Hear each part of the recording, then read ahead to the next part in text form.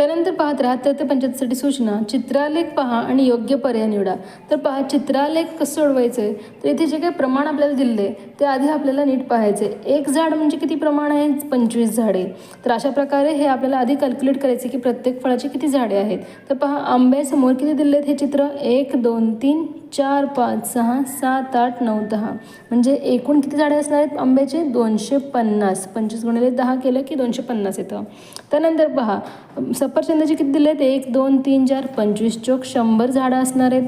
त्यानंतर पहा अननसाचे 1 2 3 4 5 6 7 8 म्हणजे एकूण किती असणार आहेत हे? 200.